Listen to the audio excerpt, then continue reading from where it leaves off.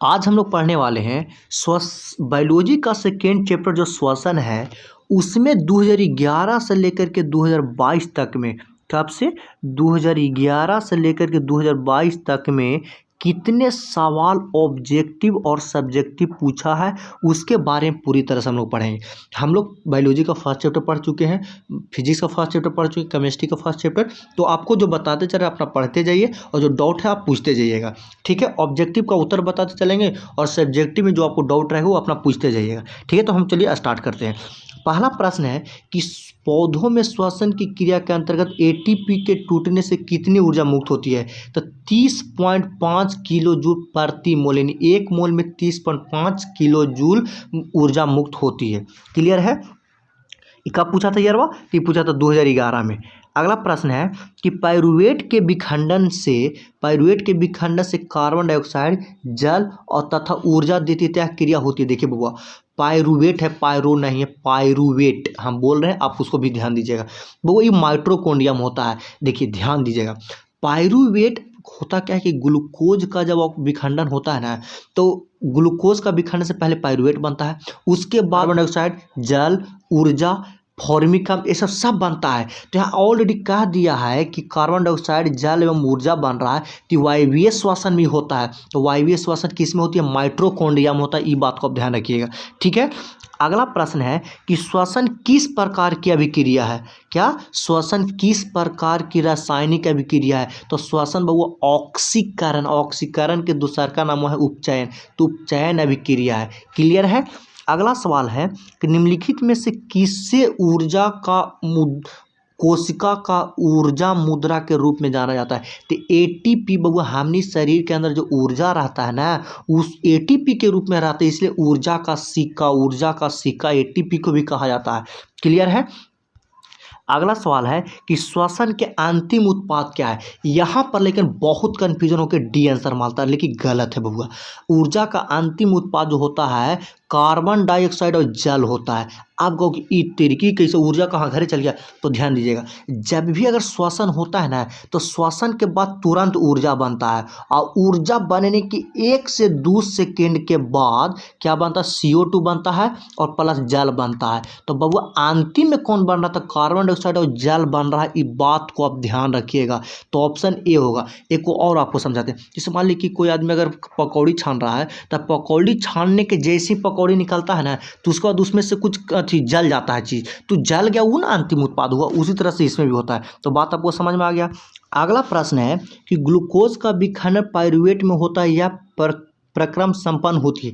देखिए बबुआ, pyruvate glucose से पाइरूवेट बन रहा है, तो ये प्रक्रिया संपन्न होता है कोशिका द्रव में, और उसके बाद जाता है माइटोकॉन्ड्रिया में, जाने के बाद ऊर्जा मुक्त होती है। तो यहाँ प्रश्न है कि भाई पाइरूवेट का विखंडन किस में हुआ? तो कोशिका द्रव में, साइटोप्लाज्म होता है। क्लियर है इतना? अगला प्रश्न, किस प्रकार के श्वसन से अधिक ऊर्जा मुक्त होती है? 2020 में पूछा। तो वायवीय से अधिक ऊर्जा मुक्त होती है, वायवीय श्वसन से। मछली का श्वसन है, तो मछली का श्वसन गिल्स होता है, गिल्स ना गलफड़े से ही तो सांस लेती है। अगला प्रश्न है कि तिलचट्टा में कितने जोड़े श्वास रंध्र पाई जाती है? तो 10 जोड़ा रहता है बबुआ। टीडा में 10 जोड़ा रहता है श्वास रंध्र। पौधों में श्वसन होती है, 2021 में पूछा है। तो पौधा में श्वसन बहुत जड़ में भी होता है, पत्तियों में भी होता है, तना में होता है। सब लोग सोचता है केवल पत्तियों में होता है, नहीं रे बबू, पत्तियों में नहीं होती है, सब में होती है श्वसन। हाँ, पत्तियों में ज़्यादा होती है, इस समय कम होता है, लेकिन होता है। क्लियर? नेक्स्ट प्रश्न है कि कौन सी बीमारी श्वसन तंत्र से संबंधित है? तो बबुआ निमोनिया जो होता है श्वसन तंत्र, निमोनिया जो होता है श्वसन तंत्र से संबंधित है। तो इतना आपको ऑब्जेक्टिव पूछा हुआ, तो 11 को सवाल अभी तक ऑब्जेक्टिव पूछा है। अब हम लोग चलेंगे सब्जेक्टिव में कि सब्जेक्टिव किस प्रकार के सवाल है।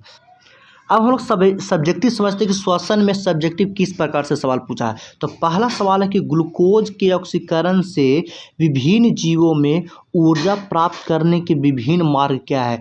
ग्लूकोज के ऑक्सीकरण से जीवों में जो ऊर्जा प्राप्त होती है वो मार्ग को बताना है, मार्ग को आपको लिखना है। अगला प्रश्न कह रहा है ऑक्सी श्वसन एवं अनऑक्सी श्वसन में अंतर लिखिए। मतलब वायवीय और अवायवीय श्वसन में अंतर लिखिए एवं अनॉक्सी श्वसन की क्रिया विधि को लिखिए। मतलब अवायवीय श्वसन की क्रिया विधि को लिखना कि कैसे होता है, कहाँ होता है, किस प्रकार से होता है, उसको पूरा लिखना है। अगला प्रश्न है कि श्वसन और दहन में दो अंतर लिखे। श्वसन और दहन में कितना अंतर लिखना? दो अंतर लिखना, 2013 में पूछा है। नेक्स्ट प्रश्न है कि स्थलीय जीव और जलीय जीव श्वसन क्रिया के लिए किस प्रकार ऑक्सीजन प्राप्त करते हैं? जो स्थल पर रहने वाले जीव हैं और जो जल में रहने वाले जीव हैं, श्वसन के लिए क्या प्राप्त करते हैं? ऑक्सीजन। किस प्रकार से प्राप्त करते हैं आपको उसके बारे में बताना है। अगला क्वेश्चन है कि श्वसन एवं श्वासोच्छ्वास में अंतर लिखिए। श्वसन और श्वासोच्छ्वास में क्या अंतर है? 2016 में पूछा है। सब क्लास में आप लोग के पूरे बताया गया होगा। अगला प्रश्न है कि वायवीय तथा अवायवीय श्वसन में क्या अंतर है? अब वही देखिए बबुआ, वहाँ ऑक्सीय श्वसन और वहाँ अनॉक्सीय श्वसन दे था, यहाँ वायवीय तथा अवायवीय दोनों बतिया सेम है रे भैया। और कुछ जीवों के नाम लिखे जिसमें अवायवीय श्वसन होती है, कुछ जीवों का नाम लिखना है जिसमें अवायवीय श्वसन की क्रिया होती है। 2018 में पूछा है। अगला प्रश्न क्या है? हमारे जैसे बहुकोशिकीय जीवों में ऑक्सीजन की आवश्यकता पूरी करने में विसरण क्यों अपर्याप्त है? जैसे हमारे जैसे जीव हैं, जो बहुकोशिकीय जीव होते हैं, वो बहुकोशिकीय जीवों में विसरण के द्वारा ऑक्सीजन अगर प्राप्त करे तो अपर्याप्त है, ज़्यादा मतलब पूरा नहीं मिल पाएगा। ऐसा क्यों रीजन है? इसके बारे में आपको लिखना है। 2018 में पूछा था। क्लियर? आगे, मानव श्वसन तंत्र का स्वच्छ नामांकित चित्र खींचे एवं इसको कार्यों का वर्णन कीजिए। वो 5 नंबर में कि मानव जो सांस लेने के लिए नामांकित चित्र बताइए और उसका कार्य है उसके बारे में वर्णन कीजिए। 2019 में पूछा था। क्लियर है? अगला प्रश्न है कि हीमोग्लोबिन क्या है? हीमोग्लोबिन कहते हैं कि इसको 2018 और 2019 में सवाल पूछा है, इस बात को आप ध्यान दीजिएगा। अगला प्रश्न है ना कि श्वसन की परिभाषा देना। श्वसन किसे कहते हैं उसकी परिभाषा देना है, ये पूछा है वो 2020 में। अगला प्रश्न है कि मछली, मच्छर, केचुआ और मनुष्य के मुख्य श्वसन अंग के नाम लिखना है। 2016 में पूछा था, 2021 में पूछा था कि मछली किससे सांस लेती है, मच्छर किससे सांस लेती है, केचुआ किससे सांस लेती है, मनुष्य किससे सांस लेती है। क्लियर है? अगला प्रश्न है कि किण्वन किस प्रकार का श्वसन है, कहाँ होता है? ये वो 2022 का सवाल आपको लिखा हुआ नहीं, 2022 वाला नहीं छूट गया हुआ लिखने के लिए। ये 2022 का सवाल है कि श्वसन किस प्रकार, किण्वन किस प्रकार का श्वसन है, यह होती कहाँ है। ठीक है, आप लोग ये सब क्लास में खूब बढ़िया से बताया गया होगा। तो उसका 13 नंबर प्रश्न कह रहा है कि पौधों में गैसों का आदान प्रदान कैसे होता है? पौधों में जो गैस के आदान प्रदान होता है वो कैसे होता है? ये भी 2022 के सवाल ही सेकेंड सेटिंग में पूछा था, ये फर्स्ट सेटिंग में पूछा था। इतना सवाल बबुआ अभी तक पूछा है ऑब्जेक्टिव और सब्जेक्टिव, यानी 11 को ऑब्जेक्टिव पूछा है और 13 को सब्जेक्टिव पूछा है।